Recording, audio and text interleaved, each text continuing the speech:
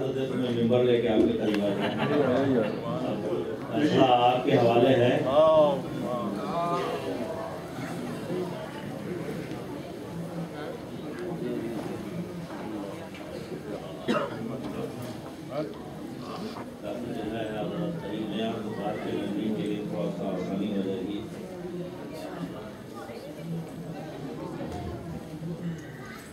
رحم اللہ من قرأ الفاتحہ.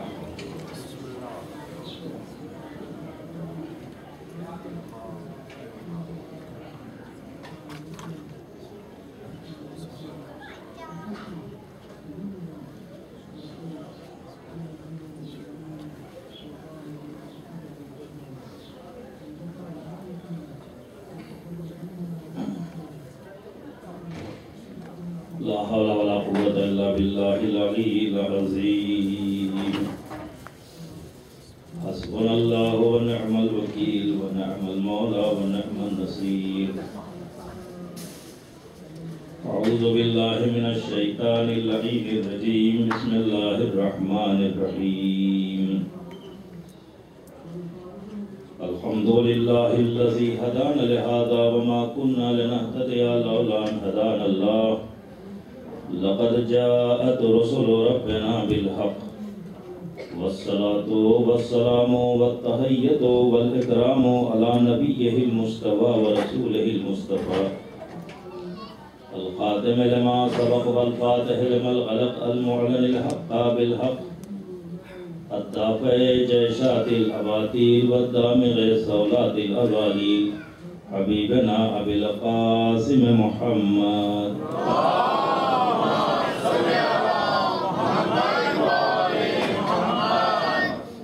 وعلى إطرته الطاهرة وذريته النجباء السعداء الذين أذهب الله عنهم الرجس وطهرهم تطهيرا.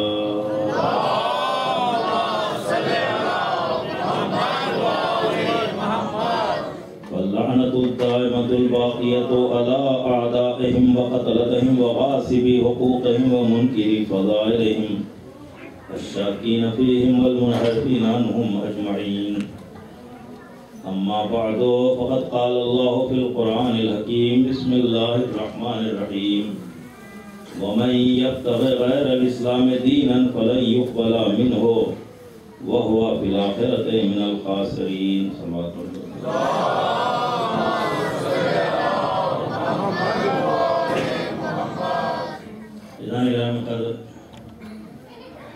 محمدیہ سینٹر ورجینیا میں جن مجلسوں کا آغاز ہوا ہے اس کے چوتھے مرحلے پر اسی آیت کریمہ کے ذیل میں چند گزارشات اور آپ کی خدمت میں پیش کرنی ہے.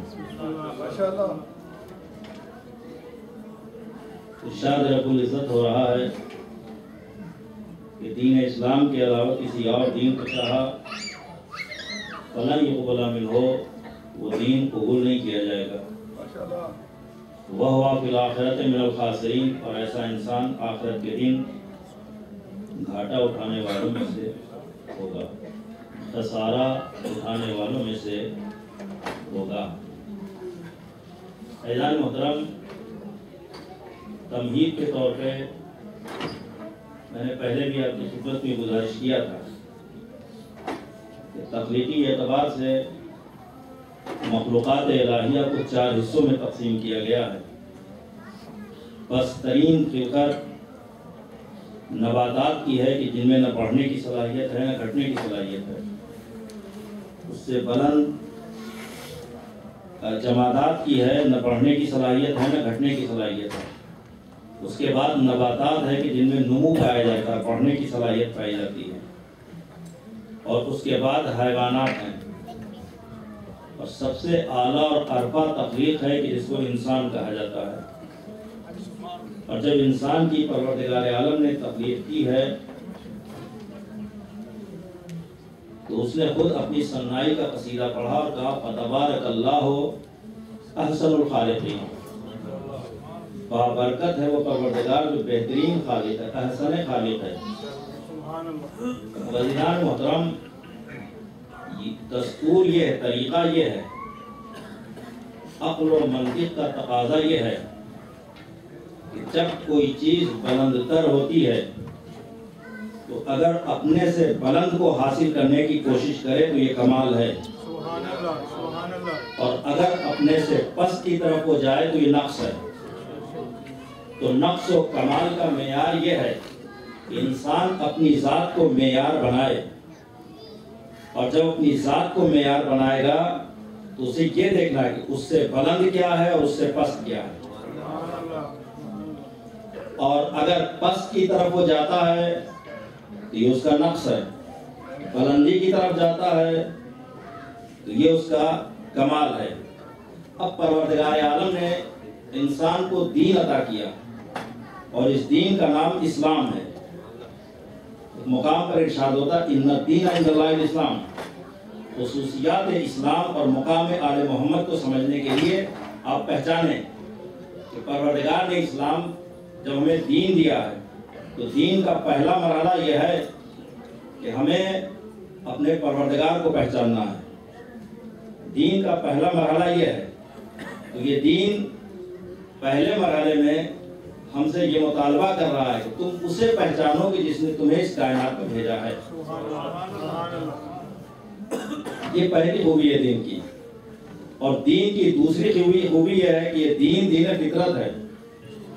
اسی اصول پر اللہ نے سارے انسانوں کو خلق کیا، فطرت اللہ التی فطر الناس علیہا، اسی پر اللہ نے سارے انسان کو خلق کیا ہے۔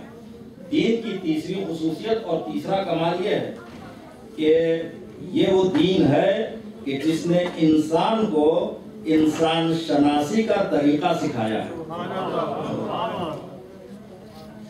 تو شاید یہ ہماری بات ابھی بہت واضح نہیں ہو سکی ہے، تو میں اس کو پھر سے آپ کی خدمت پیش کروں کہ انسان اپنی حقیقت کو نہیں پہچان سکتا اگر درمیان میں دین نہ ہوتا۔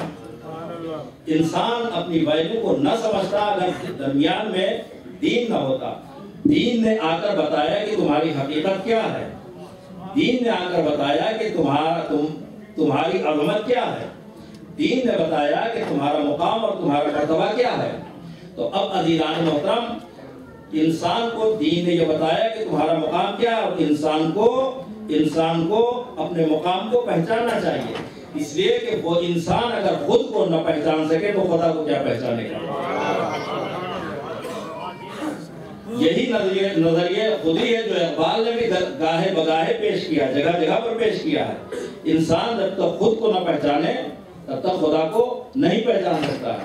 اور میرے مولا کا بڑا بلیغ جملہ ہے، ارشاد فرماتے ہیں کہ من عرف نفسہ فقد عرف ربہ، جو اپنے کو نہ پہچان سکے وہ اپنے رب کو کیا پہچانے گا۔ اب انسان وہی عظیم کہلاتا ہے جو اپنے پروردگار کو پہچان سکے، انسان وہی عظیم کہلاتا ہے۔ اب عزیزان محترم، آپ نے دیکھا اصول شہادت یہ بیان کیا گیا ہے کہ شہادت کسے کہتے ہیں۔ شہادت میں بھی ہمیں یہ دیکھنا پڑے گا کہ ہم سے عظیم کیا شے ہے اور ہم سے پست کیا ہے۔ اگر ہم نے عظیم کے لیے اپنی جان دے دیا تو یہ شہادت ہے، اور اگر ہم نے اپنے پست کے لیے جان دے دیا تو یہ ہلاکت ہے۔ توجہ کریں کیا؟ عظیم کے لیے جان دینا یہ شہادت ہے، اور اگر پست کے لیے ہم نے جان دیا تو یہ ہلاکت ہے۔ اب عزیزو، انسان کو بہترین مخلوق بنا کر اللہ نے بھیجا ہے، تو باقی جتنی بھی چیزیں، چاہے وہ پتھر ہو، چاہے وہ درخت ہو، چاہے وہ جانور ہو، چاہے وہ سمندر ہو، چاہے وہ سورج ہو، چاہے وہ چاند ہو، چاہے وہ ستارہ ہو، سب پست ہے، انسان بلند ہے۔ سب پست ہے، انسان بلند ہے۔ اب یہ انسان کو سوچنا ہے کہ ہمیں پستی کے لیے جان دینا ہے یا بلندی کے لیے جان دینا ہے۔ پستی کے لیے جان دے گا تو یہ ہلاکت کہلائے گا، بلندی کے لیے جان دے گا تو یہ شہادت کہلائے گا۔ آپ نے دیکھا، اس لیے جب انبیاء تبلیغ کے لیے آئے ہیں، جب نمائندگان الہی انسانوں کی ہدایت کے لیے آئے ہیں، تو آپ نے دیکھا کبھی پانی پر چل کر بتایا کہ زیر قدم جو آ جائے وہ سجدگاہ نہیں بن سکتا ہے، وہ اس کا سجدہ نہیں کیا جا سکتا جو زیر قدم آ جائے۔ اور کبھی پتھروں کو اپنے ہاتھوں پر، سنگریزوں کو اپنے ہاتھوں پر اٹھا کر بتایا کہ جو خود کسی کا کلمہ پڑھ سکتا ہے اس کا کلمہ نہیں پڑھا جا سکتا ہے۔ ستارے کو ڈیوڑی پر بلا کر بتایا کہ دیکھو جو خود کسی کے حکم کا تابع ہے وہ کسی کو حکم نہیں دے سکتا ہے. ستارے کو چاند کو 2 ٹکڑے کر کے بتایا جو 2 ٹکڑے ہو جائے وہ واحد نہیں ہو سکتا ہے. عزیزوں سورج کو پلٹا کر بتایا کہ جو اپنے مقام سے کسی کے حکم سے پلٹ سکتا ہے وہ کسی کا خدا نہیں ہو سکتا ہے. اور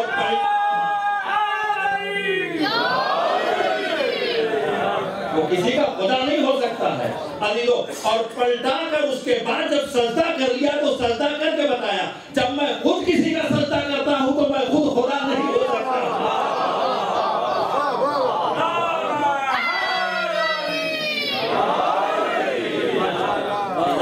محترم یہ مقام معرفت ہے اور ہمیں اس مقام معرفت کو سمجھنا چاہیے. لہذا اسلام نے انسان کو یہ شعور عطا کیا ہے, یہ طریقہ عطا کیا ہے, یہ بتایا ہے. اب عزیزان محترم جس نے بھی ان چیزوں کے سامنے اپنے سر کو جھکایا اس نے اپنی پیشانی کو ذلیل کیا ہے. اس لیے کہ پتھر, اگر کسی نے پتھر کو خدا مان کے سر جھکایا ہے تو یہ سجدے کی, یہ پیشانی کی توہین ہے. اگر کسی نے درخت کو خدا مانا ہے تو یہ انسان کی توہین ہے. اگر کسی نے چاند اور سورج اور ستاروں کو خدا مانا ہے تو یہ اس کی توہین ہے. انسان کو یہ سوچنا چاہیے جب اتنے عظیم انسان کسی کی عبادت کر رہے ہیں تو وہ پروردگار کتنا عظیم ہوگا. عزیزان محترم یہ بتانا مقصود ہے. اور جب ہم اس مرحلہ فکر پر آ گئے تو ہم آپ کی خدمت میں یہ گزارش کرنا چاہتے ہیں اور اس بات کو آپ محسوس کریں کہ آپ نے دیکھا کہ انبیاء آئے اور انبیاء نے آنے کے بعد عظمت پروردگار کو لوگوں کے سامنے بیان کیا اور بتایا کہ خدا کون ہے اسے پہچانو. خدا کو پہچاننے کی پہلی شرط یہ ہے کہ جب تک تم خود کو نہ پہچانو گے اپنے پروردگار کو نہیں پہچان سکتے, اپنے پروردگار کو نہیں پہچان سکتے. اب عزیزان محترم اس طرح سے دین حق اور دین اسلام کو دنیا میں بھیجا گیا تاکہ لوگ اس دین کو سمجھیں اور اس پر عمل کریں. پیغمبر کی تبلیغات کا اثر ہوتا رہا اور لوگ دین اسلام میں داخل ہوتے رہے. اذا جاء نصر اللہ والفتح ورأيت الناس يدخلون في دین اللہ افواجا. فوج در فوج لوگ دین اسلام میں داخل ہوتے رہے اور اس طرح سے لوگ اسلام کو قبول کرتے رہے. عزیزان محترم اس کے بعد کیا ہوا؟ اب اس کے بعد جب لوگوں نے اسلام کو قبول کر دیا, اب یہ قبول جو اسلام کو کیا گیا کس بنیاد پر کیا گیا؟ واقعی وہ اسلام کو ماننے والے تھے یا مصلحت کے تحت انہوں نے اسلام کو قبول کیا؟ پہچانے واقعی اسلام کے ماننے والے تھے یا مصلحت کے تحت انہوں نے دین کو قبول کیا؟ عزیزان محترم جو واقعی اسلام کے ماننے والے تھے انہوں نے تو قبول کیا. اس لیے میں نے کل گزارش کیا تھا کہ ان کا علم صرف ان کے دماغ تک نہیں تھا بلکہ دل کی گہرائیوں میں پیوست ہو گیا. مگر جنہوں نے مصلحت کے تحت اسلام کو قبول کیا تھا ان کا علم دماغ تک تو تھا, دل تک نہیں پہنچا. بعضیوں جب دل دماغ اور دماغ دل سے نہ ملے تو اسی کو منافقت کہا جاتا ہے.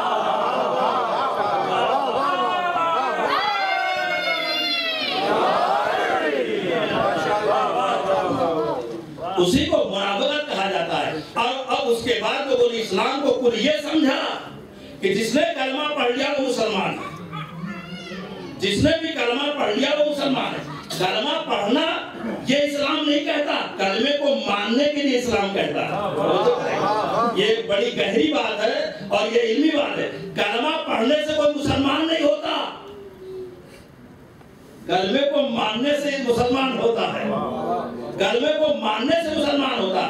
اسی لیے کلمے کو علامت کہا گیا ہے, حقیقت نہیں کہا گیا ہے. کلمہ علامت ہے, حقیقت. علامہ عربی میں کسے کہتے ہیں؟ ایڈریس کو کہتے ہیں. مثلا ہمارے برادر جناب جاوید نقوی صاحب مجھے میرے میزبان ہیں, روزانہ لاتے ہیں, بیچارے پہنچاتے ہیں. فرض کریں انہیں ایک دن جلدی جانا ہوا, انہوں نے کہا آپ آ جائیے گا, مجھے ذرا کام ہے, میں جلدی جا رہا ہوں. میں نے کہا میں کیسے آ سکوں گا, میرے پاس کوئی عنوان نہیں, کوئی ایڈریس نہیں ہے. انہوں نے ہمیں ایڈریس دے دیا. ایڈریس میں لکھا ہوتا ہے یہاں سے نکلیے گا تو یہ اس کو آپ فالو کیجیے گا، پھر اس کے بعد اس کو فالو کیجیے گا، پھر اس کو فالو کیجیے گا۔ اب آپ یہ بتائیے کہ جو ایڈریس ہمارے پاس ہے، ہمارا مقصد کیا؟ ایڈریس کو ماننا یا وہاں تک پہنچنا کہ جو ہماری منزل ہے، منزل تک پہنچنا یہ ہمارا مقصد ہے، یا اس ایڈریس کو ماننا یہ ہمارا مقصد ہے؟ تو عزیزوں جو ایک کلمہ بتایا جا رہا ہے، کلمہ حقیقت تک پہنچنے کا نام ہے، کلمہ مقصد نہیں ہے، خود حقیقت نہیں ہے، یہ علامت ہے، یہ حقیقت نہیں ہے، یہ علامت ہے۔ توجہ کریں گے جو میں گزارش کر رہا ہوں، یہ حقیقت نہیں ہے، یہ علامت ہے۔ تو اب عزیزان محترم کوئی کلمہ پڑھتا ہے تو ضروری نہیں ہے کہ مسلمان ہو، جب تک وہ کلمے کو نہ مانے، جب تک وہ کلمے کو نہ مانے۔ کلمے کی کوئی حیثیت اس اعتبار سے نہیں، کلمے کو ماننا ہے، پڑھنا نہیں ہے، کلمے کو ماننا ہے، پڑھنا نہیں ہے۔ اب میں آپ کی خدمت میں عرض کرتا ہوں کہ آپ دیکھیں ہمیں انبیاء میں بھی ملے کہ جنہوں نے کلمہ پڑھا نہیں، کلمے کو مانا ہے۔ آپ دیکھیں پروردگار نے اپنے نمائندوں کو بھیجا تو پہلے مرحلے میں نبی بنایا، دوسرے مرحلے میں رسول بنایا، تیسرے مرحلے میں امام بنایا۔ توجہ کریں گے، جناب آدم کو نبی بنایا، وہ پہلے نبی ہیں، جناب نوح پہلے رسول ہیں، جناب ابراہیم پہلے امام ہیں۔ توجہ کریں گے، پہلے امام ہیں۔ جناب ابراہیم کا بڑا مقام ہے، بڑا مرتبہ ہے۔ جناب آدم پہلے نبی، جناب نوح پہلے رسول، اور جناب ابراہیم پہلے امام۔ قرآن کی آیت ہے، کوئی انکار نہیں کر سکتا، حدیث کا سہارا بھی نہیں دے رہا۔ قرآن کہتا ہے انی جاعلک للناس اماما، ہم آپ کو لوگوں کا امام بنا رہے ہیں۔ تو عزیزان محترم امام بنا رہے، کس کو امام بنا رہے؟ ابراہیم کو۔ کب امامت ملی ہے؟ کہ جب نبوت مل گئی، رسالت مل گئی، خلت مل گئی، پھر اس کے بعد امامت ملی ہے۔ تو کتنے عظیم ہیں ابراہیم کے، جن کے پاس سارے عہدے ہیں، اسی لیے ان کو شیخ الانبیاء کہا جاتا ہے، شیخ الانبیاء کہا جاتا ہے۔ اور یہی نہیں، ایک مقام بنا کر جناب ابراہیم دعا کرتے ہیں۔ قرآن کہتا ہے وَإِذْ يَرْفَعُ إِبْرَاهِيمُ الْقَوَاعِدَ مِنَ الْبَيْتِ وَإِسْمَاعِيلُ رَبَّنَا تَقَبَّلْ مِنَّا إِنَّكَ أَنْتَ السَّمِيعُ الْعَلِيمُ۔ اور اس کے بعد عجیب و غریب دعا ہے، ربنا، میرے معبود، مجھے اور میرے بیٹے کو اپنا مسلمان بنانا، ربنا وَجْعَلْنَا مُسْلِمَيْنِ لَكَ، مجھے اور میرے بیٹے اسماعیل کو مسلمان بنانا۔ کوئی تاریخ بتا دے کہ ابراہیم نے کبھی کلمہ پڑھا ہے؟ توجہ کریں گے آپ؟ کوئی تاریخ یہ بتا دے کہ ابراہیم نے، پہلے آپ پہچانے ابراہیم کون ہے، بات واضح نہیں۔ جناب ابراہیم خلیل ہیں، خلیل کہا جاتا ہے، یہ لقب ہے، اس کو معمولی آپ نہ سمجھیں گے۔ پیغمبر کو کیا کہا جاتا ہے؟ حبیب کہا جاتا ہے۔ پیغمبر کو کبھی خلیل کہا جاتا، ہمارے حضور کو کبھی خلیل کہا جاتا، اور جناب ابراہیم کو حبیب کیوں نہیں کہا جاتا؟ ابراہیم کو خلیل کہا جا رہا ہے، حضور کو حبیب کہا جا رہا ہے۔ کوئی نہ کوئی تو مصلحت ہوگی۔ وہ حبیب نہیں، یہ خلیل نہیں، وہ حبیب ہیں، یہ خلیل ہیں، تو آخر کیوں ان کو خلیل کہا جا رہا؟ انہیں کیوں حبیب کہا جا رہا؟ خلیل کے معنی بھی دوست کے ہیں، اور حبیب کے معنی بھی دوست کے ہیں۔ تو دونوں کو یا تو خلیل کہا جائے یا دونوں کو حبیب کہا جائے، یا جن کو خلیل کہا جائے ان کو حبیب کہہ دیں، جن کو حبیب کہا جائے انہیں خلیل کہہ دیں۔ توجہ کر رہے ہیں؟ اب عزیزان محترم اس میں ایک مسئلہ ہے۔ دیکھیں دوستی کے دو پیمانے ہیں، ایک تو یہ ہوتا ہے کہ جس کو چاہا جائے، ایک وہ ہے، ایک تو یہ کہ جس کو چاہا جائے، اور ایک یہ کہ وہ کسی کو چاہے۔ دوست دونوں ہیں، ایک شخص ہے، ایک اس کا دوست وہ ہے جس کو وہ چاہتا ہے، اور ایک وہ جو اسے چاہتا ہے۔ دوست دونوں ہیں، توجہ کریں گے، دوست دونوں۔ مثال آپ کی خدمت عرض کروں تاکہ بات اور واضح ہو جائے۔ فرض کر لیں آپ نے محمدیہ سینٹر بنایا، بڑا خوبصورت سینٹر ماشاءاللہ سے، اور آپ نے خواہش یہ ہے کہ آپ کے کوئی عزیز ترین دوست ہے وہ بھی آ کر دیکھ لیں کہ آپ نے کیسا سینٹر بنایا. صبح شام فون کر رہے ہیں ہمارے جواد شیرازی صاحب, بھائی نے سینٹر بنایا, آ کے دیکھ لیجئے. چونکہ ان سے خاص لگاؤ ہے, ان سے خاص لگاؤ, آ کے دیکھ لیجئے. اب ظاہر ہے کہ وہ بار بار فون کر رہے ہیں, مگر وہ کمال بے نیازی کے ساتھ کہتے ہیں ٹھیک ہے جب وقت ملے گا تو آ جائیں گے. ان کی کوشش ہے کہ وہ جلدی سے آ کے دیکھ لیں, اس لیے کہ سب سے زیادہ ان کو چاہتے ہیں. اور وہ اتنے بے نیاز ہیں کہ کہتے ہیں جب وقت ملے گا تو آ جائیں گے. چاہتے ہیں مگر وہ کہتے ہیں جب وقت ملے گا تو آ جائیں گے. مگر ایک اور بھی ان کا دوست ہے جو کہتا بھائی آپ نے سینٹر بنایا, میں آ کے دیکھنا چاہتا ہوں. اب یہ کہہ رہے جب وقت ملے گا تو آپ کو بلا لیں گے. توجہ کرنا, جب وقت ملے گا تو آپ کو بلا لیں گے. عزیزوں دونوں میں فرق ہوا کہ نہیں ہوا؟ دونوں میں فرق ہوا کہ نہیں ہوا؟ بس جس کو یہ بلانا چاہتے ہیں اس کو اصطلاح حبیب کہا جاتا ہے, اور جو آ کے دیکھنا چاہتا ہے اسے خلیل کہا جاتا ہے. اور یہ دونوں باتیں آپ کو قرآن میں ملیں گی. ایک جناب ابراہیم کے پالنے والے, تو کیسے مردوں کو زندہ کرتا ہے؟ پروردگار کہہ رہا تمہیں یقین نہیں ہے, کہ یقین تو ہے لیطمئن قلبی, اطمینان قلب چاہتا ہوں. تو کیسے مردوں کو زندہ کرتا ہے؟ میں دیکھنا چاہتا ہوں. کہ یقین نہیں ہے, کہ یقین تو ہے مگر اطمینان قلب چاہتا ہوں. یہ ہے مرحلہ خلیل کا. مگر جب حبیب کی منزل آتی ہے تو پروردگار کہتا ہے سبحان الذی اسری بعبدہ لیلا من المسجد الحرام الی المسجد الاقصی الذی بارکنا حولہ لنریہ من آیاتنا. ارے میں اس لیے آپ سے کہہ رہا ہوں کہ آپ آ کر ہماری آیتوں کو دیکھ لیں. بعضیوں جو دیکھنے کی تمنا کرے اسے خلیل کہتے ہیں, جس کو بلا کر دکھایا جائے اسے حبیب کہتے ہیں.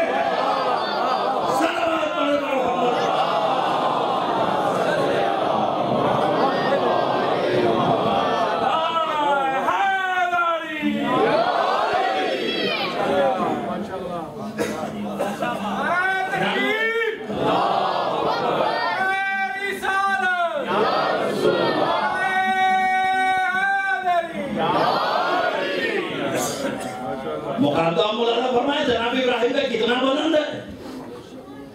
اس بلند مرتبہ مقام کے فائز جناب ابراہیم, جن کے پاس نبوت بھی ہے, رسالت بھی ہے, امامت بھی ہے, خلت بھی ہے, اتنے عہدے لینے کے بعد یہ دعا کر رہے ہیں. اتنے عہدے ملنے کے بعد یہ دعا کر رہے ہیں. پالنے والے ربنا وجعلنا مسلمین لک, مجھے اور میرے بیٹے اسماعیل کو اپنا مسلمان بنا. کوئی پلٹ کے ابراہیم سے نہیں پوچھتا آپ نے کلمہ پڑھا کہ نہیں پڑھا.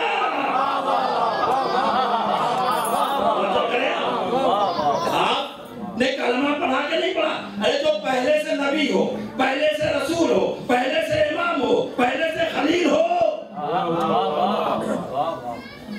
اب اسے پوچھئے آپ کلمہ پڑھا کہ نہیں پڑھا.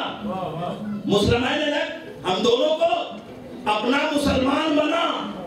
اور بات یہیں پر اگر ختم ہو جاتی تو میں سمجھتا مسلمان صرف دو ہی تھے, ایک ابراہیم تھے, ایک اسماعیل. مگر بات اس مقام پہ ختم نہیں.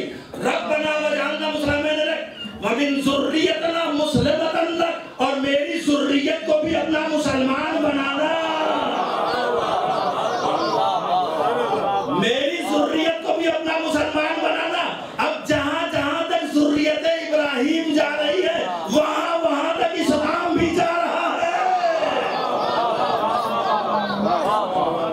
ان کے بارے میں سوال ہے کہ میں کلمہ پڑھا کہ نہیں پڑھا.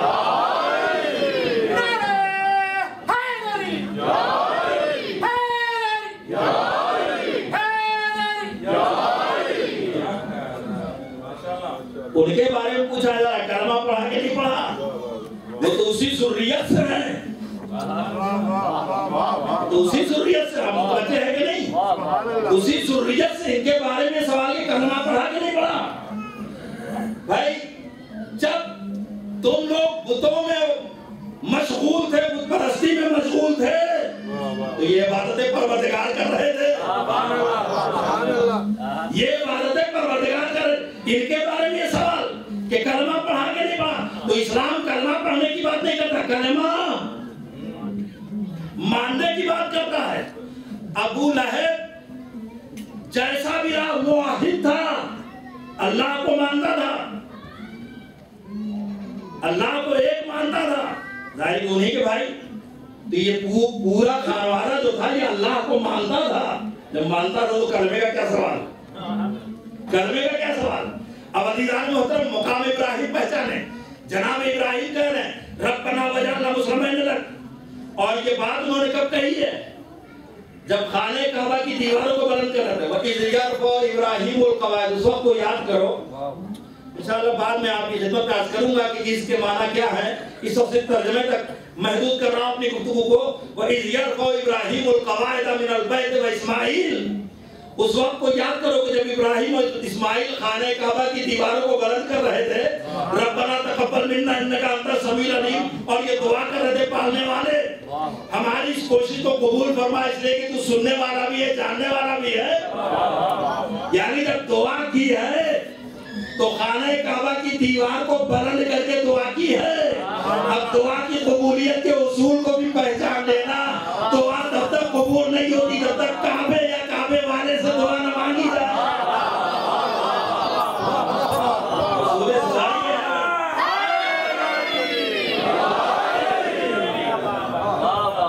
जनाब इब्राहिम है और ये दुआ कर रहे हैं। और अज़ीज़ान मोहतरम, अब जनाब इब्राहिम का इम्तिहान लिया जा रहा, इसलिए कि इनको इमाम भी बना दिया गया है।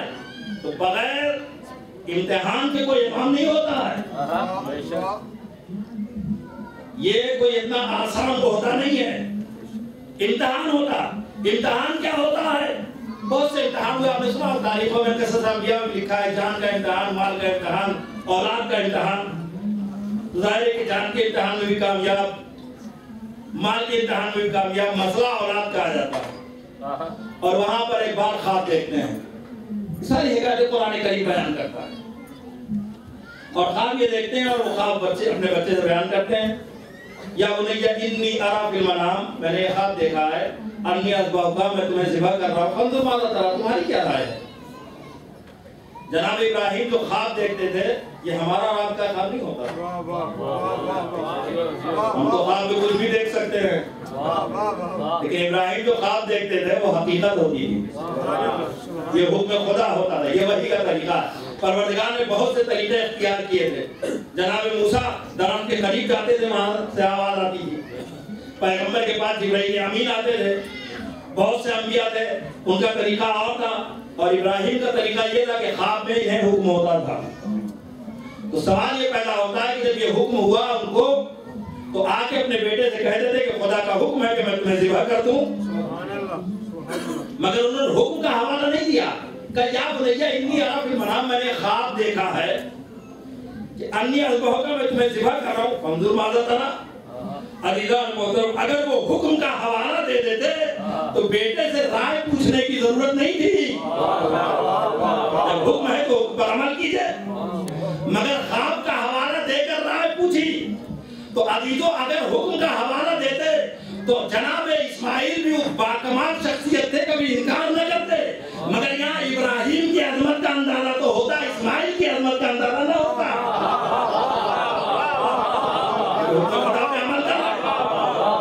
मगर क्या कहना, जनाब इब्राहिम ने हुक्म का हवाला नहीं, ख्वाब का हवाला दिया और बेटे की राय मांगी।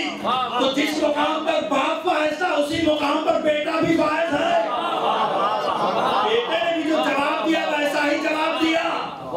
फंज़ुर माज़ा तरा, बेटा तुम्हारी क्या राय है? या अबते इफ़अल मा तुमर, बाबा जो हुक्म है उस पर अमल कीजिए। बाप राय मांग रहा, बेटा हुक्म कह रहा है।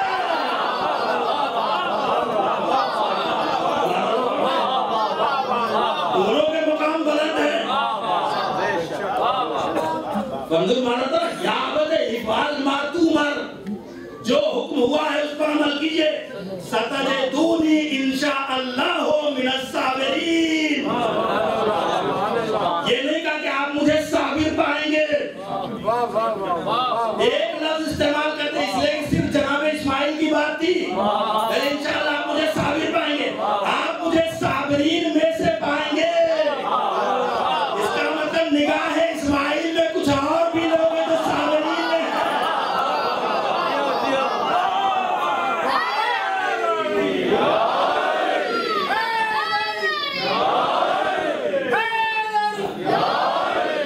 عزیزوں آپ مولانا سب ماشاءاللہ پڑھے لکھے ہیں. جناب اسماعیل نے صبر کا حوالہ دیا. صبر مصیبت کے وقت کیا جاتا ہے اور شکر نعمت کے ملنے کے وقت کیا جاتا ہے. تسلیم اور رضا دو لفظیں آپ نے سنی ہیں. تسلیم منزل صبر کا نام ہے, رضا منزل شکر کا نام ہے. جناب اسماعیل نے صبر کا حوالہ دیا, حسین نے شکر کا حوالہ دیا. پر دونوں باتوں کو آپ پہچان لیں, شہادت کو اسماعیل مصیبت سمجھتے ہیں, حسین نعمت سمجھتے ہیں.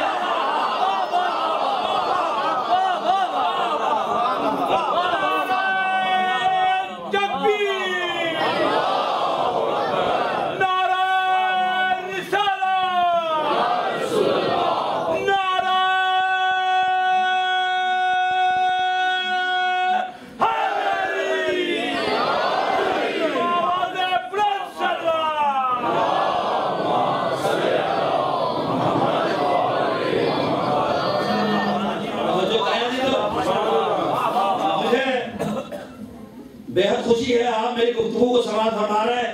حالانکہ بالکل ہی معمولی سی گفتگو ہے, لیکن یہ آپ کی حوصلہ افزائی ہے کہ آپ ماشاءاللہ سے بڑی توجہ سے سماعت فرما رہے ہیں. آپ ملاحظہ فرمائیں, انشاءاللہ ستجدونی انشاءاللہ من الصابرین. آپ مجھے قریب صبر کرنے والوں میں سے پائیں گے. اب ظاہر ہے منصوبے کو عملی جامہ پہننا ہے, لے کر چلے. تو گھر سے انہوں نے رسی بھی لی, چھری بھی لی. اب ظاہر کہ ایسے نیک موقع پر ایک کار خیر کرنے والا بھی ہوتا ہے.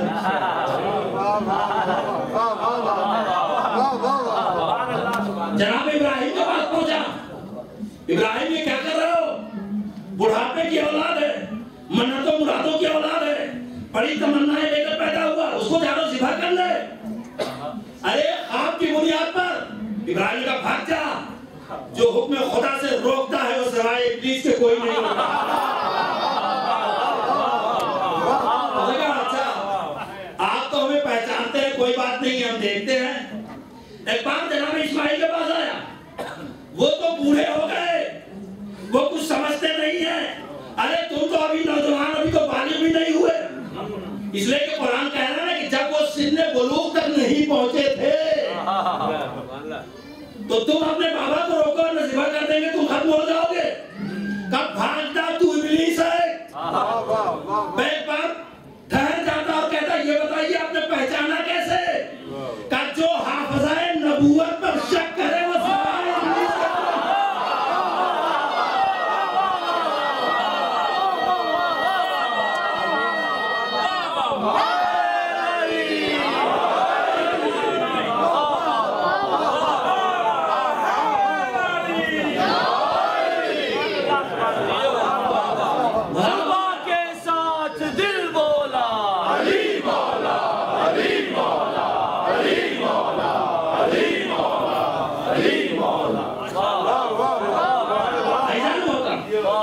پہلی منزل میں بھی کامیاب نہ ہو سکا, دوسرے مرحلے میں بھی کامیاب نہ ہو سکا.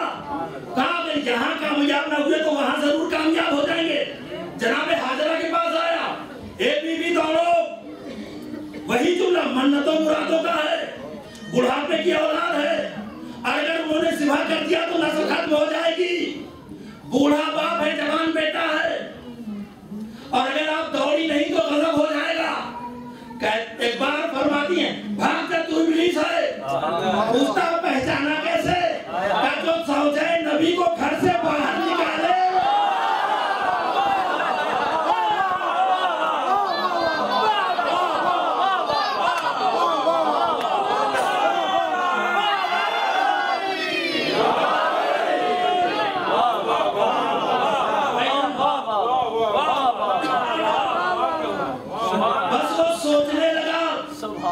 آخر کیا وجہ ہے؟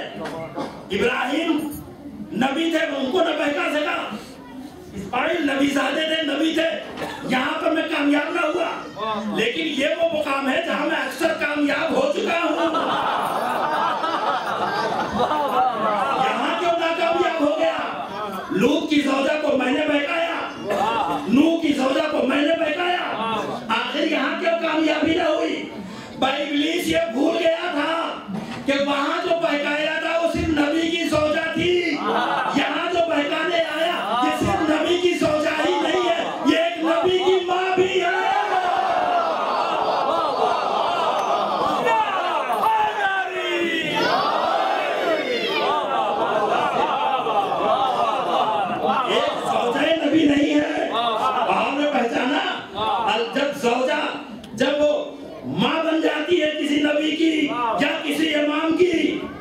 کتنی پاکیزہ وہ گودی ہو جاتی ہے عزیزان محترم. اور ایک بار جناب ابراہیم نے جناب اسماعیل کو مقام بنا پہ لٹا دیا تو قرآن کا جملہ ہے فلما اسلما، جب دونوں مسلمان ہو گئے. توجہ کریں کیا؟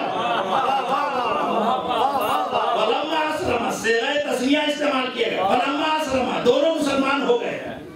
پھر پوچھنا چاہتا ہوں، ذرا پلٹ کے پوچھ لیجئے ابراہیم نے کلمہ پڑھا کہ نہیں، اسماعیل نے کلمہ پڑھا کہ نہیں؟ فلما اسلما وتلہ للجبین، اور منہ کے بل لٹا دیا.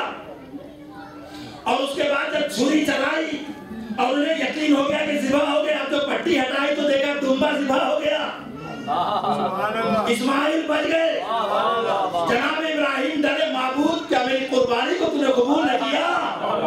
اے ابراہیم، میں نے تمہاری قربانی کو قبول کیا، اور ہم احسان کرنے والوں کو ایسا ہی جزا دیتے ہیں. عزیزوں، یہ وہ قربانی تھی ابراہیم کی کہ قربانی ہوئی تو نہیں مگر ان کو خلیل کہا گیا. اور یہ وہ ایثار تھا اسماعیل کا کہ قربان ہوئے تو نہیں مگر ان کو ذبیح کہا گیا. کتنے لمحے کا یہ عمل تھا؟ 5 منٹ 10 منٹ، اتنی ہی دیر کے لیے تم کو لٹایا گیا. مگر یہ عمل اتنا پسند آیا پروردگار کو کہ شریعت پیغمبر کا ایک جز بنا دیا گیا.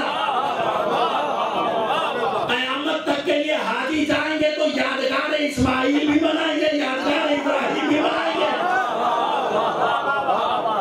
عزیزوں، یادگار اسماعیل بھی بنائیں گے، یادگار ابراہیم بھی بنائیں گے. پروردگار قرآن میں ارشاد فرما رہا، حل جزاء الاحسان الا الاحسان، کیا احسان کا بدلہ سوائے احسان کے بھی کچھ ہوتا ہے؟ جناب ابراہیم نے جو کیا اس کو پروردگار نے حسن عمل قرار دیا اور اسے شریعت پیغمبر کا جز بنا دیا کہ حاجی جائیں گے تو یادگار اسماعیل بھی بنائیں گے، یادگار ابراہیم بھی بنائیں گے. بعضیوں پہچانیے، یہ ہے مقام ابراہیم جو چند لمحوں کے لیے اپنے بیٹے کو قتلگاہ اسلام پہ لٹایا. اب سوچو اس کا مقام کیا ہوگا جو 1000 راتوں تک اپنے دل کے ٹکڑوں کو قتلگاہ اسلام پر لٹاتا رہا.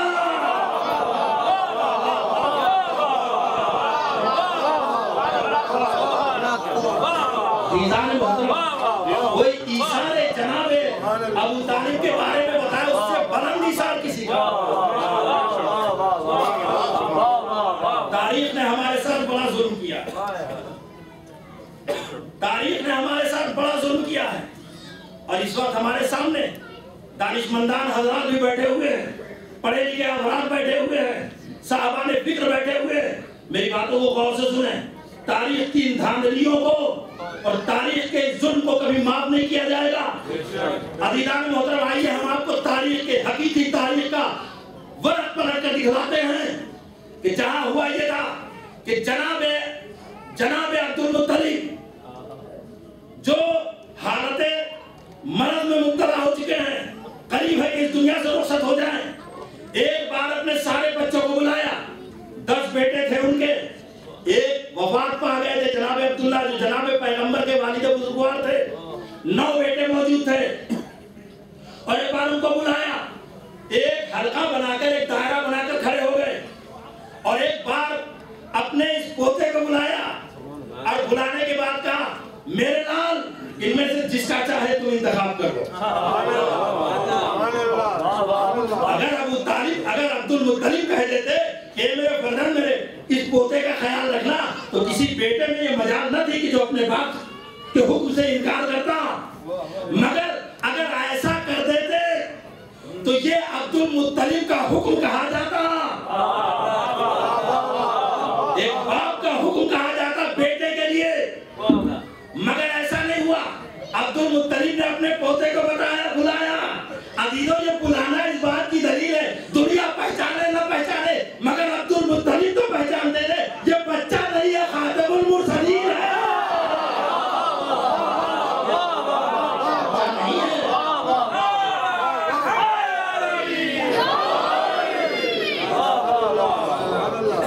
بلایا، اے میرے دل کے ٹکڑے، یہ تمہارے 9 چچا موجود ہیں، جس کا چاہے تم انتخاب کر لو۔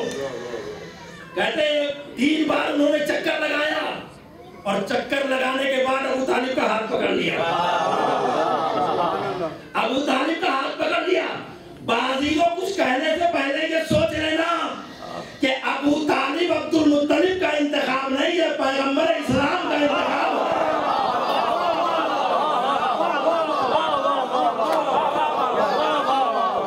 یہ عبد المطلب کا انتخاب نہیں ہے، پیغمبر اسلام کا انتخاب ہے۔ اب اس کے مقدر کو کیا کہیے؟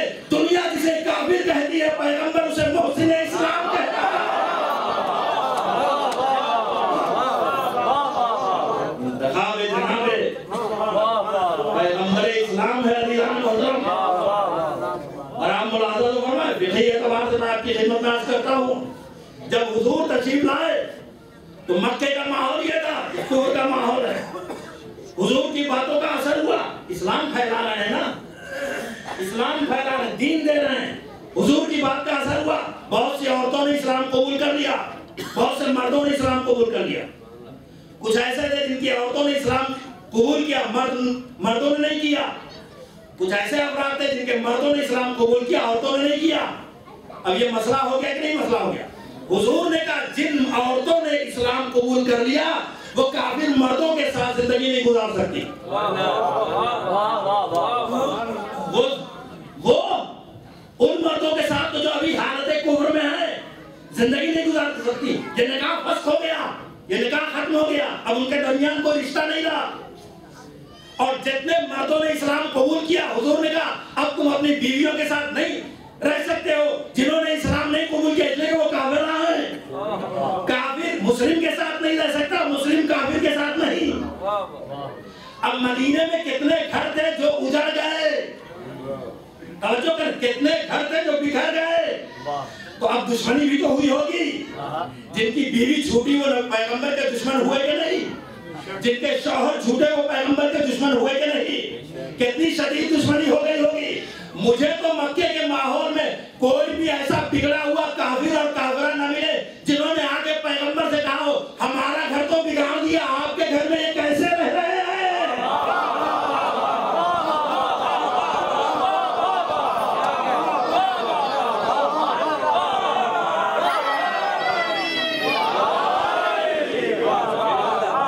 اب تو ہم یہی کہہ سکتے ہیں کہ مکے کے کافروں کا ایمان آج کے مسلمانوں سے زیادہ بہتر ہے۔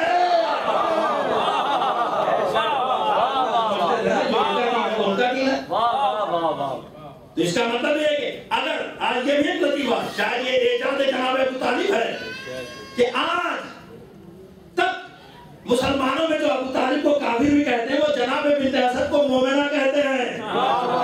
عظیمت جس بھی کے ہم ماننے والے اس میں تو کہیں بھی کافر اور مومنہ کا کوئی گزر ہی نہیں ہے۔ دو ہی باتیں ہو سکتی ہے، یا تم جھوٹ بول رہے ہو یا ابو طالب ایسے نہیں ہیں۔ کیا کوئی ابو طالب کی عظمت کو پہچانے گا؟ عظمت ابو طالب گفتگو طولانی ہو جائے گی، میں بات کو مختصر کر دوں گا عزیزان محترم۔ تو میں یہ گزارش کر رہا تھا کہ جناب ابراہیم کا یہ اشار کتنی دیر کے لیے تھا؟ 10 منٹ 15 منٹ۔ اور جب پیغمبر کا سوشل یہ پیغمبر ہے کہ دیکھ بھال کر رہے ہیں جناب ابو طالب اور جناب بنت اسد، کیسے دیکھ بھال کر رہے ہیں، ایک تو جملے اور سماعت کر رہے ہیں عزیزان محترم، کیسے پیغمبر کی حفاظت کر رہے ہیں۔ خدا کی قسم تاریخ بتاتی ہے کہ ہم نے ابو طالب کے فرزندوں کو تو دیکھا ہے کہ جب وہ گھر سے نکلے ہیں تو بال بکھرے ہوئے ہیں، شانے کیے ہوئے نہیں ہیں، مگر میں نے کبھی عبداللہ کے یتیم کو یہ نہیں دیکھا کہ گھر سے نکلے ہوئے ہیں تو لباس درست نہ ہو اور بال درست نہ ہو۔ اور پھر جب پیغمبر کا بائیکاٹ کیا گیا، دشمنی تو پیغمبر سے تھی نا، کہ جب اس ماحول میں انہوں نے کہا لا الہ الا اللہ کو جو تمہاری نجات ہے، تو دشمن تو پیغمبر کے تھے، بائیکاٹ ان کا کیا تھا۔ تو یہ کیوں چلے گئے؟ جناب ابو طالب لے کر اپنی یہ شیپ جو تھی جناب ابو طالب کی تھی، کسی اور کی نہیں تھی۔ وہ کوئی غریب نہیں تھے جو کہا جاتا بڑے غریب تھے، ان کے بچوں کو لوگ پال رہے تھے۔ تو سردار مکہ ہو، کعبے کا متولی ہو، جس کے پاس اپنی شیپ ہو، اسے غریب کہا جائے گا؟ لے کر چلے گئے۔ اب سب ساتھ میں ہیں، سب نے بائیکاٹ کر دیا ہے، جو سامان تھا ساتھ میں سب ختم ہو گیا۔ اب وہ دور آ گیا کہ جب پتے کھا کھا کے زندگی بسر کر رہے ہیں، اور اس طرح سے 3 سال تک رہے۔ ایک سال میں 365 دن ہوتے ہیں، 365 کو 3 سے ضرب دے دے کتنے بنے گے؟ 1000 رات تو ہو گئی نا۔ 3 سال میں 1000 راتیں ہو گئی۔ اب آپ یہ پہچانے کہ 1000 راتوں میں ہر رات کے بارے میں پیغمبر کہتے ہیں میں سوتا کہیں ہوں اٹھتا کہیں سے ہوں، سوتا کہیں ہوں اٹھتا کہیں سے ہوں۔ کہا ایک چچی ایسا کیا ہوتا ہے کہ میں سوتا کہیں ہوں اور اٹھتا کہیں ہوں؟ تو ایک باپ بنت اسد کہتی میرے لال جب تم رات میں سوتے ہو تو ہم پہرا دیتے ہیں اور یہ دیکھتے ہیں کہ کسی نے تم کو دیکھ تو نہیں لیا سوتے ہوئے، لہذا نصف شب کے بعد تمہیں ہٹا دیتے ہیں اور وہاں پر اپنے دل کے ٹکڑوں کو لٹا دیتے ہیں، وہاں پر اپنے دل کے ٹکڑوں کو لٹا دیتے ہیں تاکہ میرے دل کے ٹکڑے قربان ہو جائے، اسلام کا مستقبل بچ جائے، اسلام کا مستقبل بچ جائے۔ عزیزان محترم آپ پہچانے یہ ایک لمحے کی بات نہیں ہے، یہ 10 منٹ کی بات نہیں ہے، یہ 15 منٹ کی بات نہیں ہے، پوری رات کی بات ہے اور 1000 دن کی بات ہے۔ اب کبھی جذبہ ابراہیم اور جذبہ ابو طالب کا مسئلہ آ جائے تو جذبہ ابراہیم کو 1000 راتوں سے ضرب دے دو، جو حاصل ضرب آئے گا اس کا نام ابو طالب ہے۔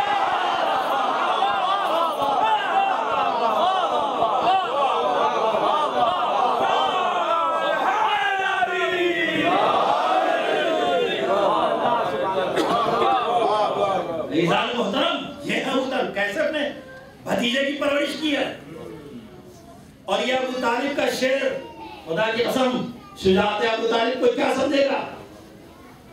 جناب پیغمبر اسلام گھر سے نکلے، غار حرا میں تشریف لے گئے عبادت کے لیے، بڑی دیر ہو گئی واپس نہیں آئے، پریشانی پڑ گئی، اور ایک بار آپ نے سارے بنی ہاشم کے جوانوں کو جمع کیا، خانہ کعبہ کے قریب چلے جاؤ، سارے سرادید جو بیٹھے ہوئے ہیں نا ان کے سامنے نیزہ لے کر کھڑے ہو جاؤ، میں اپنے بھتیجے کو تلاش کرنے کے لیے جا رہا ہوں، اگر اپنے ساتھ لے آیا تو تم کچھ نہ کرنا، اور اگر میں خالی واپس آیا تو بے دریغ نے قتل کر دینا،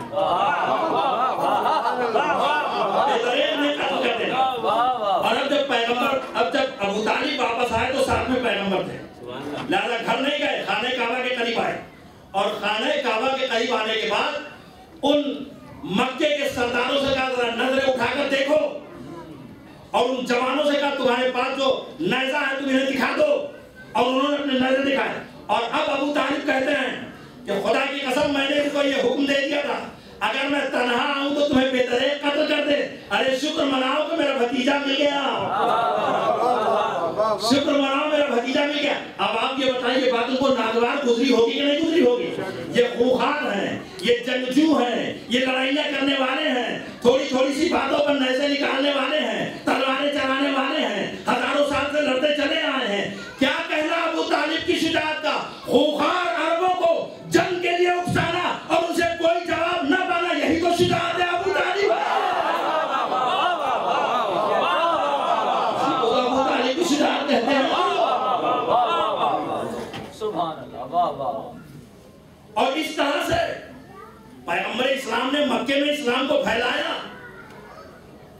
جناب ابو طالب کا بڑا مشہور شعر ہے میرے عزیزو، واللہ لن یسلو الیک بجمعہم حتی اوسط فی التراب دفینا، خدا کی قسم جب تک ہمارے اندر رمق حیات پائی جاتی ہے کسی کی مجال نہیں ہے جو نظر اٹھا کے تمہیں دیکھ سکے۔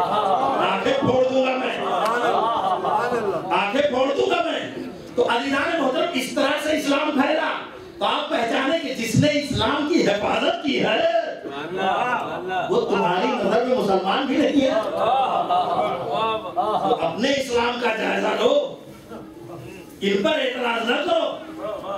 بھئی یہی اس مسلمانوں کی غلط روش تھی، پیغام میرا پہنچے، یہی مسلمانوں کی غلط روش تھی، یہی مسلمانوں کا غلط طریقہ تھا، یہی مسلمانوں کا صراط مستقیم سے انحراف کرنا تھا کہ سن 60 ہجری میں یزید جیسا منحوس پیدا ہو گیا۔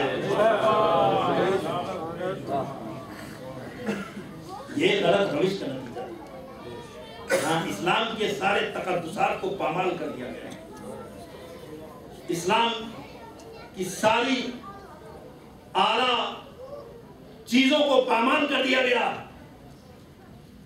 اور ایک شرابی، ایک جواری، ایک قاتل، ایک فاسق و فاجر ایک معصوم سے مطالبہ بیعت کرے، ایک معصوم سے مطالبہ بیعت کرے۔ آج مسلمانوں میں آج بھی یہ جرأت نہ پیدا ہوئی کہ کوئی کھل کر یہ کہہ سکے کہ یہ بہت بڑی جرأت تھی اور یزید نے بہت بڑا جرم کیا۔ خدا کی قسم اپنے اندر جرأت پیدا کرو، جرأت، حق بات کہنے کا حوصلہ پیدا کرو، اور یہ حوصلہ تب پیدا ہوگا جب تم حسین کے درس کو پڑھو گے، جب اپنا رابطہ کربلا سے وابستہ استوار کرو گے۔ اور اس لیے میں یہ کہتا ہوں، اور اب سنیں گے عزیزو، کربلا میں کل کتنے تھے سب کو معلوم ہے، 72 تھے، شہید ہو گئے ایک دن میں، آج تک آپ انہیں یاد کر رہے ہیں۔ ایک معمولی فساد ہو جاتا ہے کہیں پر، 100 200 400 1000 مر جاتے ہیں، ایک دن نیوز میں آئے گا، 2 دن نیوز میں آئے گا، اس کے بعد وہ بھول جاتے ہیں، پھر وہ تاریخ پارینہ بن جاتے ہیں، کوئی کو یاد نہیں کرتا۔ ہاں بھائی کبھی ہوا ہوگا۔ یہ 72 نفوس جو کربلا میں اپنی جانوں کا نذرانہ پیش کر چکے ہیں، انہیں آج تک یاد کیا جا رہا ہے۔ کیا وجہ ہے اس کی؟ اس کا سبب کیا ہے؟ کیا انہیں غور کیا عزیزان محترم؟ کربلا میں جو حسین 72 کو لے کر گئے تھے، ان 72 کے خون کا ایک ایک قطرہ ایک زبان بن گیا ہے جو اپنی داستان سنا رہا ہے۔ مجھے کہنے دیجئے ایک بات کہ حسین کے ساتھ جو کربلا میں افراد آئے تھے، حسین نے کربلا میں جو کارنامہ انجام دیا وہ بشری تقاضے کے مطابق انجام دیا۔ حسین کے اختیار میں سب کچھ تھا، مگر بشری تقاضے کے مطابق انجام دیا ہے۔ لیکن عزیزوں میں کہہ کے رہوں گا آپ کے سامنے کہ جو اپنے چاہنے اپنے ساتھیوں کا انتخاب کیا، اس میں امامت کی نظر سے کام لیا، امامت کی نظر سے کام لیا ہے۔ کیسے کیسے کلیکشن تھے، ہر قوم کے افراد کو لیا ہے، یہودی بھی تھے، عیسائی بھی تھے، وہ بھی تھے کہ جو مسلمان تو تھے مگر مسلک دوسرا تھا۔ وہب کیا تھے، زہیر ابن قیم کیا تھے، یعنی حسین کربلا میں انسانیت کا گلدستہ تیار کر رہے ہیں۔ اور عزیزوں یہ کیسے کیسے تھے، خدا کی قسم کہتے ہیں کہ وہب کلبی جن کی عمر 17 سال تھی اور جن کی شادی کو بھی کل 17 دن ہوئے تھے، کتنی امنگیں ہوتی، اور اب اپنے گھر کی طرف جا رہے تھے، ابھی تو اپنی زوجہ کے گھر گئے تھے شادی کرنے، واپس آ رہے تھے، ان کو جانا تھا کوفے۔ عزیزو یوں بات سمجھ میں نہیں آئے گی، ہمارے جوانوں نوجوان بیٹھے ہیں، سوچے شادی کے بعد کتنی امنگیں ہوتی ہیں، کتنے حوصلے ہوتے ہیں، کیا کیا خواہشیں ہوتی ہیں۔ کربلا تک پہنچے، وہب تو ساری خواہشیں صرف خدمت امام میں آ کر دم توڑ دیں۔ اب تو صرف یہی ایک تمنا ہے کہ امام پر اپنی جان کو نثار کر دے، اور کیا کہنا اس شریک زندگی اور شریک حیات کا کہ جس کی تمنا بھی یہی ہے کہ ہم میرے وہب امام پر شہید ہو جائے، مگر ایک خواہش کے ساتھ کہ وہب کے بعد ہمیں بھی اس جگہ پر پہنچا دیا جائے جہاں شہزادیوں کے خیمے ہیں۔ بس عزیزو یہ رونے کے دن ہے، میں نے کافی آپ کی خدمت میں آپ کا وقت دیا ہے، اور میں نے آپ کو بڑی رحمت دی ہے، پر 2-4 جملے آپ سمجھ۔ اصحاب بیٹھے ہوئے ہیں، دوسری محرم ہے، چوتھی محرم کو خیمہ فرات سے ہٹا دیا گیا، اور ایک بار اصحاب بیٹھے ہوئے ہیں، مولا تھوڑی دیر کے لیے خیمے کے اندر آئے، جناب زینب نے کہا بھیا آپ کے سب چاہنے والے آ گئے، آپ کے سارے دوست آ گئے، آپ کے سارے ساتھی آ گئے، کہاں بہن سب آ گئے۔ زینب نے کہا مگر حبیب نظر نہیں آ رہے ہیں۔ کیا دوستی ہو رہا ہے، جس کی دوستی پر زینب کو اتنا فخر ہے؟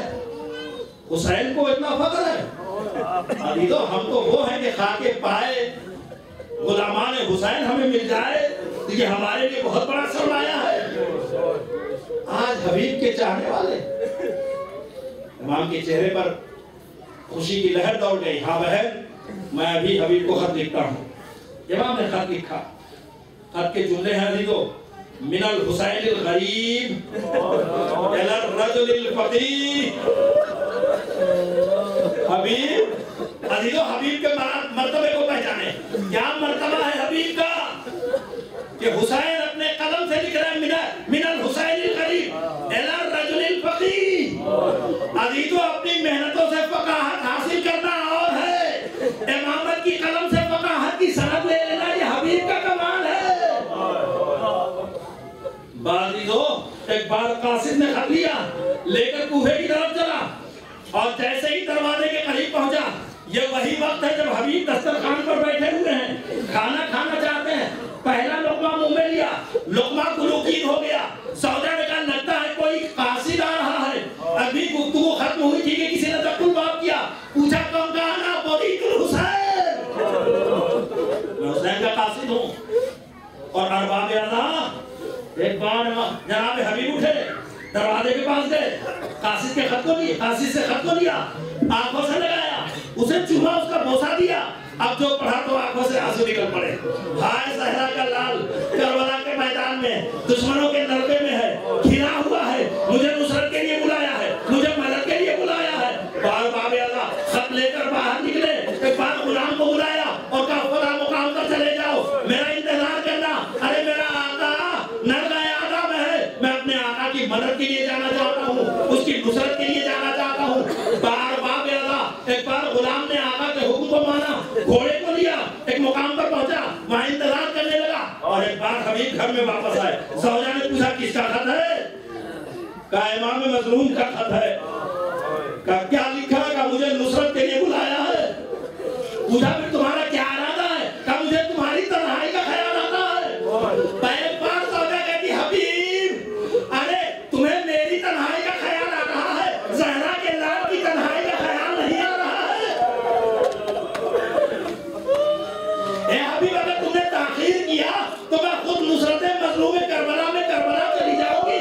ایک بار حبیب نے کہا بی بی میں تو جا رہا ہوں، مگر میں دنیا کو بتا دوں جو جذبہ شہادت میرے دل میں ہے وہی جذبہ تیرے بھی دل میں ہے۔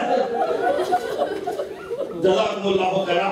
بار بار کیا کر لیجیے، آنسوؤں کو بہا لیجیے، یہ بڑے قیمتی آنسو ہے، یہ زخم حسین کے لیے مرہم زنگار ہے، یہ رومان سیدہ میں بلند مقام رکھتے ہیں۔ ارباب اعلیٰ میرا دل کہتا ہے کہ حسین کی دکھیاری ماں بھی اس بز میں آئی ہوگی آپ کے آنسوؤں کو لینے کے لیے۔ جزاکم اللہ خیرا۔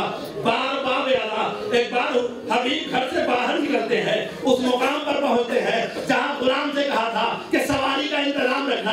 اب جب وہاں پہنچے ہیں تو کیا دیکھا کہ غلام گھوڑے کے کان میں کہہ رہا ہے اگر آقا نے آنے میں کچھ اور دیر کی تو میں خود نصرت مظلوم کربلا کے لیے کربلائے معلیٰ پہنچ جاؤں گا۔ بار باب اعلیٰ میرا مولا اتنا مظلوم ہے کہ زوجہ بھی جان دینے کے لیے تیار، غلام بھی جان دینے کے لیے تیار، گھوڑا بھی جان دینے کے لیے تیار۔ ایک بار حبیب پہنچے، غلام کو سینے سے لگایا، کہا جا میں نے تجھے راہ خدا میں آزاد کیا ہے اور تو جہاں دل چاہے چلا جا۔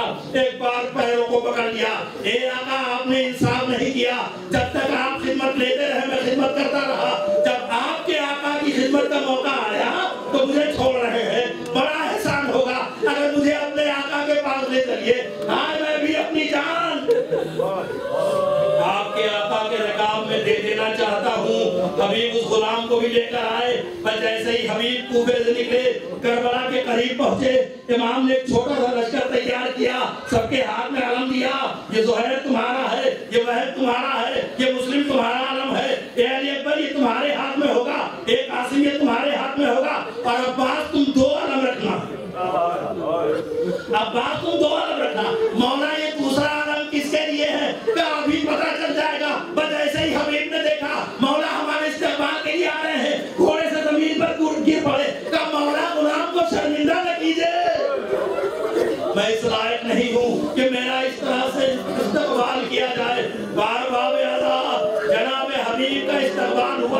ان کو لے کر خیمے میں آئے اور جیسے ہی خیمے کے قریب آئے اصحاب میں خوشی کی لہر دوڑ جاتی ہے. عائشہ خوش ہیں, ہر طرف خوشی ہی خوشی ہے. ایک بار زینب نے کہا ایک انسان ذرا جا کر دیکھو تو آج اتنے دنوں کے بعد حسین کے ساتھیوں کے چہرے پر رونق ہے, یہ خوشیاں منا رہے ہیں, یہ کیوں خوشیاں منا رہے ہیں. ایک بار قصہ نے آ کر گھر کا جائزہ باہر کا جائزہ لیا, جا کر کہا شہزادی مبارک ہو, حسین کے بچپن کے دوست حبیب آ گئے ہیں. بیت نہ سننا تھا. ایک بار زینب فضا کو لے کر پسے دروازہ آتی ہے, کہتی فضا حبیب کو میرا سلام کہتے تھا. تو فضا نے کہا حبیب مبارک ہو, علی کی بیٹی تمہیں سلام کہہ رہی ہے. بس ایسے ہی سلام پہنچا. ایک بار حبیب نے اپنے سر پہ خاک کربلا رکھ لیا. اے بی بی شرمندہ نہ کیجیے, آج میں اس لائق نہیں ہوں. علی کی بیٹی مجھے سلام کہے, اے بی بی شرمندہ نہ کیجیے. بار باب اللہ حسین کا وہ ساتھی ہے جو حسین کے ساتھ ساتھ ہے. وہ بھی وقت آتا ہے کہ جب سب شہید ہو گئے, ایک ایک کر کے سب درجہ شہادت پر فائز ہو جاتے ہیں. سارے صحابی شہید ہو گئے.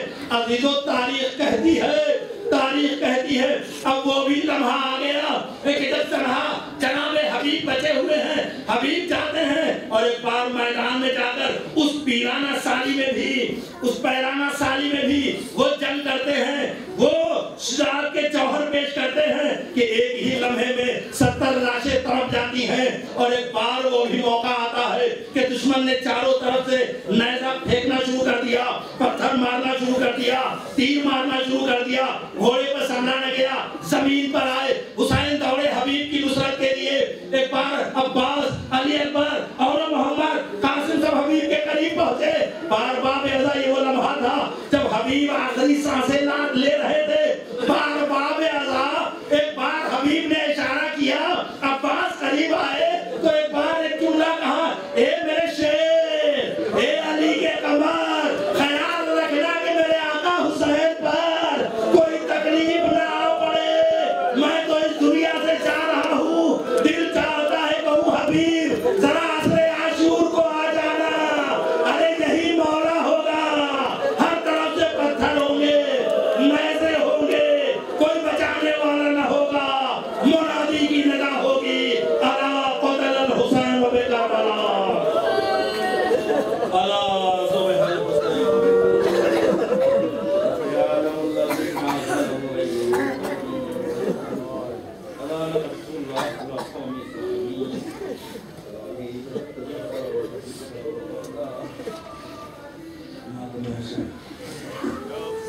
Ya Hussein, Ya Hussein, Ya Hussein, Ya Hussein, Ya Hussein, Ya Hussein, Ya Hussein, Ya Hussein, Ya Hussein, Ya Hussein, Ya Hussein, Ya Hussein, Ya Hussein.